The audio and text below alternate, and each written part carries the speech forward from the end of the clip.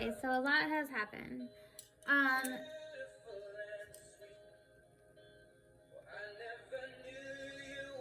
Okay, sorry, I just got a message. So I was supposed to get married. I don't know what is going on with that. I was pretty excited about it. I've been doing bridal boot camp every morning. I've only done it 2 days in a row, and I'm so sore. It's like 10-minute segments of like 10-minute abs, 10-minute back, 10-minute butt, 10-minute cardio. And it ends up being 45, 50 minutes. And you don't even feel it. Like, if it was like if you like popped in a DVD and it said it was 50 minutes, you wouldn't want to do it. You'd be like, oh, I don't want to do that. And then, sorry, somebody keeps texting me, so I get distracted. So then, but like when you see 10-minute abs, you're like, I can do 10 minutes of abs. So you do 10 minutes of abs. And then you're like, all right, I'm ready to do 10 minutes of booty. So then you do 10 minutes of booty. And so by the end, you did 45 minutes, but it doesn't feel like it, you know? But if you look at a DVD that says 50 minutes, you're like, oh, I don't want to do that. That's why, like, when I do 10 minutes, 10 minutes, 10 minutes, I do it. And I feel awesome. That's why I just love YouTube, because you can just find anything on there, and it's just like amazing. And then I do 10 minutes meditation after that. And then I do a guided meditation. I never do the full 10 minutes. I do like 8 minutes, but I think that's pretty good for me because it's really hard for me to meditate. And it makes me feel so like relaxed, and I just like, it just starts my day. So that's how I start my day. I like walk my dog. I do my 10 minute of bridal boot camp. I do my 10-minute meditation. Then while I clean, because I clean like every other day, I listen to all the prayers that I want to listen to for the day, and I like say them in agreement as I clean, and that helps me like get motivation to clean. And while I'm doing my bridal boot camp, I listen to Spotify like mix. It's this bar like workout mix, and it's like amazing, and it like helps me work out. And it gives me like so much motivation. And I start my day at like 5 a.m. I go to bed early usually. I usually go to bed at like 7, 8, 9 o'clock. Between those times, and people are like, you go to bed so early, and I'm like, yeah, because I wake up like early because I want to start my day, you know. Sometimes I'll go to bed at like 10 or 11, but usually I go to bed at like 7, 8, 9 o'clock because I need my beauty sleep, like literally. And then I also like put in the refrigerator, like I'll fill my thing with filtered water. I filter my water. I have a filter on my water thing because these days you never know with water. And then I have this lemon juice, and because lemons go bad so fast, so I just put in the lemon juice. It's just lemons. And then I refrigerate it overnight, and then I drink my lemon water while I work out, because lemon water is so good, and it detoxes you, and it's so good. So that's my thing. Sorry I haven't made a video in so long. I've been like so busy. Oh yeah, so this lady in my building tried to get me evicted. I said my prayers. I trusted in God. And I'm not getting evicted, as far as I know. Like, I think that got overturned. So, thank you, Jesus. Thank you, Jesus. Power in the Lord. Sorry, somebody keeps, like, texting me, and it's like, I can't, like, text right now. Like, I already stopped a video that I was doing to text this person. And I'll, like, text them later. So, anyway, so... I think my makeup is like on point today. So it's like, woo, my makeup's on point, my hair's on point. I haven't worn this dress since like 2016. It's from Australia. It's this company that's like in Australia. I forget the name of it because I ordered it in like 2016, but I remember I ordered it from this company. I remember it being kind of expensive because like Australia is a little more expensive. I think it was Australia, and it took like forever. And it's when I lived in a different little town. It was like the same county, but it was a different little town before I moved back downtown. And I got like a couple of things from them. Only like 2 things because I remember them being a little expensive.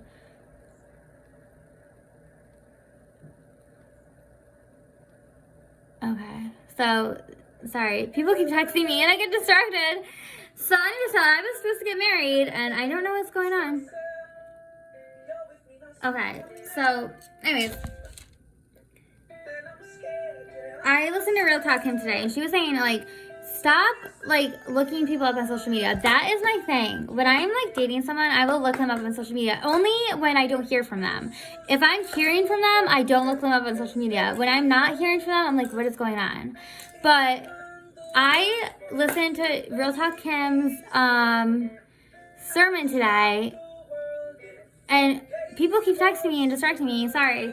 And she's like, don't look up people on social media. Like, I'm going to do like a social media fast, but I asked God to exclude YouTube so I can do these videos, give the word, and also so I can like listen to music and do my meditation and do my workout videos and listen to Real Talk Kim. Like, I think she comes on at 8 o'clock on, I think, don't quote me, I think she's like on at 8 a.m. every morning on Instagram and Facebook, and she does her prayer, and she gives the word, and she's very inspirational. She really starts my day, and I really love her. So I'm gonna have to write down she's on at 8 a.m. because I'm up early. I get up at like 5 o'clock, walk my dog, get going, do my workouts, do my meditation, do my prayer. If I have to clean, I clean. But now that I know Real Talk Kim's at night, I'll do that. I'm gonna do this. So anyway, let's get into it, because I have to text these people back. I'm not gonna interrupt this video again to text them back. They're just gonna have to wait, you know what I mean? I'm not, whatever. So what I did is, I'm a Mormon now. So I have the Book of Mormon, and this is like really, like, if you want to look up like a certain thing, you know how like in the Bible, like I have this like Bible, it's the Woman's Study Bible. This is my favorite Bible. You can look up and say, I want to look up this and talk about this. You can just look it up. In the Mormon Book, it's a little different. So I just like open up the Mormon Book and say, this is what I'm going to talk about. So I'm just going to I just like open this up and highlight a couple things. So I'm just going to mention a couple things there. And in this book, I have a specific thing I'm going to talk about. And it was the first page. And it was like, God, he knows, you know, because I was like, this is what I want to talk about. All right, so the Mormon Book, it says, this is what I highlighted. Behold, I am Jesus Christ, whom the prophets testified shall come into the world. And behold, I am the light and the life of the world. And I have drunk out of the bitter cup which Father hath giveth me, and have glorified the Father in taking upon me and the sins of the world, in which I have suffered the will of the Father in all things from the beginning. And it came to pass that when Jesus had spoken these words, the whole multitude fell to the earth, whom they remembered it had been prophesied among them, that Jesus Christ should show himself unto that ascended into heaven. And it came to pass that the Lord spake unto them, saying, Arise and come forth unto me, that ye may thrust your hands into side, and also that ye may feel the prints of my nails in the hands and in my feet, that he may know that I am the God of Israel, and the God of the whole earth, and that I have been slain for the sins of the world. Wow. That was good to open up to. So we're opening up with that, and this is what I want to talk about today. So I'm supposed to get married. I don't know what's going on with that, because I looked up something on social media, and it just blew up. So I don't know what's going on. I haven't heard from my fiance, so I don't know what's going on. So I'm not going to say who it is. He's a public figure, and we'll see what's going on with that. So I open up, I'm like, I want to look this up, and it's the first page of my Bible. My Bible, actually, it's called the Woman's Study Bible, Receiving God's Truths for Balance, Hope, and Transformation. This is an amazing Bible. This is amazing. So I like wrote my name in it, and then the Bible belongs to, and I got this June 2nd, 2020. This is an amazing Bible. And then you write the name of the groom, the name of the bride. I never realized that when I got this Bible, and now that I'm getting married, I wrote the name of the groom, the name of the bride, me, my father's name, the location of the ceremony, the closest body of water. Isn't that amazing that I asked that? The date of the ceremony, the witnesses who are going to be there. So anyways, it says the Kabbalah. Oh no, is it the Kabbalah? Oh, I'm sorry, I can't read that word. And then it says, is the Jewish marriage contract required from the groom? And I'm sorry if I said that word wrong. Don't quote me. Okay, is the Jewish her writing? Is the Jewish marriage contract required from the groom and read aloud during the marriage ceremony? The one-sided contract was not an illusionary obligation, and the document prepared according to the legal enactment of the Jewish sages, by the husband detailing the responsibility that he would have to his wife during their wedded life together. The rabbis extended the explicit Old Testament requirements of food, clothing, and conjuring rites to include the demand that the husband respect his wife and not make her cry. He must deny himself to provide for her needs. One groom wrote, Be to me as my wife according to the law of Moses, and Israel. I will serve, honor, support, sustain, and clothe thee according to the custom of Jewish husbands. The traditional order of these verbs expressing responsibility, beginning with serve, indicates the spirit of the document. The wife has always had a happy responsibility of preserving this document. So that's for Jewish people. Examples of kabaha, I'm sorry if I'm saying that wrong, have been found dating to the 3rd century BC to the use of kabaha, beginning of a historic setting which women were considered merch chattel in many societies, making the protection of the right of a wife even more significant. For this Jewish community and for all the world, kabaha stands as a monumental example of the protection of the rights of women. God's plan for the woman in marriage is manifested beautifully in this one-sided document in which the groom makes his committed to his bride. His signature together with those who witness the document is required. The bride is not required to sign because she receives his commitment. Marriage, Hebrew signified, I'm sorry if I said that wrong, has been greatly honored in the Jewish community. The holy ceremony sets apart one man and one woman from all others to accomplish the purpose for which they were created. In general terms, this could be understood including companionship with one another, fellowship with the Creator, and continuation of generations. God's plan for marriage, the creation of the woman. The kapaha was designed primarily for women who often decorated in aesthetically beautiful way. Jewish artists were scribes of calligraphers used their creativity and skill to create artistic masterpieces on high-quality paper of parchment. The contract is still written. Aromatic and popular artistic techniques include micrographic, I'm reading that wrong.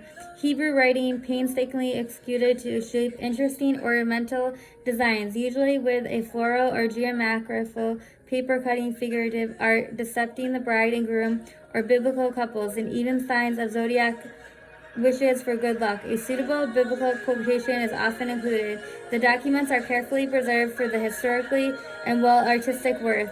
Through required in the marriage ceremony, a Kabbalah is favorite anniversary gift. Ooh. It says that word again, I don't know. Your marriage may be prepared on the opposite page. It should contain the names of the bride, the groom, with the names of the father. For Jewish families, is either father or Cohen, and should be indicated the location of the wedding ceremony, including the city, state, and county, and sometimes even the closest waterway, river, sea, lake. So the closest one to me is Saratoga Lake. Okay. For more exact location is necessary. The date of the wedding ceremony is also important. In the Jewish tradition, the new day begins at the sunset. If the wedding is on a Friday night, Saturday's date would be used. The month of the year is according to the Jewish sacred calendar. See chart the Jewish sacred calendar. The responsibility of the bridegroom are carefully listed. The bride piece are dowry, which is brought to the marriage and received in the bridegroom as a loan to be repaid. The bride, as the marriage is dissolved in, included a customary Katabala would include hobbies, profession, occupation, family background, and person of interest. The document is signed by the groom and witnesses and observed solemn commitment ceremony. Okay, so now I'm going to reveal who the groom is. His name is Benjamin Geza Affleck. He's the actor. So I haven't talked to him since I got upset because I saw the video of him and Anna yesterday kissing, but he said that's a business arrangement. I don't know if he's going to get mad that I made this video, but I don't know what's going on with that. The name of the bride is Marianne Tipton.